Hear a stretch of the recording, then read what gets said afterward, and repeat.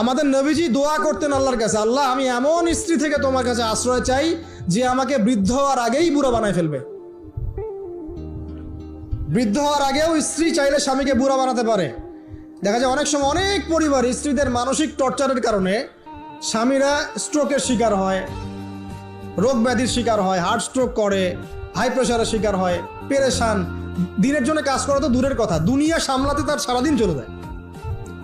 তো এই নারীরা কি হাজারা আলাইহিস সালামের মতো? যখন এমন নারীরা ঘরে ঘরে তৈরি হবে তখন দেখবেন আদর্শ পরিবার ঠিকই গঠিত হবে ইনশাআল্লাহ। তো বিয়ে করলে এই ধরনের মেয়েকে করবেন। রূপের সৌন্দর্য দেখে, টাকা পয়সা দেখে আর অন্যান্য বিষয়গুলো দেখে এত বেশি ইমপ্রেসড হওয়ার দরকার নেই। আপনি দেখবেন দিনদারিতা আছে কিনা। এবং দিনদারিতা কিন্তু শুধু বোরখার মধ্যেই থাকে না। আপনাকে কথা বলে প্রশ্ন উত্তরের মাধ্যমে পাত্রী দেখার সময় এগুলো যাচ করতে হবে।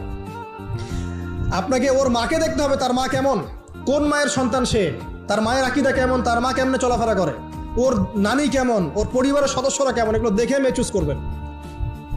এই যে নসিহতগুলো করছি, যারা আনম্যারিড তোমার জন্য এগুলো শোনার চেয়ে বেশি দামি। কারণ এই ডিসিশনটা এত গুরুত্বপূর্ণ যে জীবনে যদি এটাতে ভুল করে ফেলেন কখনো, সারাটা জীবন আপনাকে এই বোঝা টানতে হবে।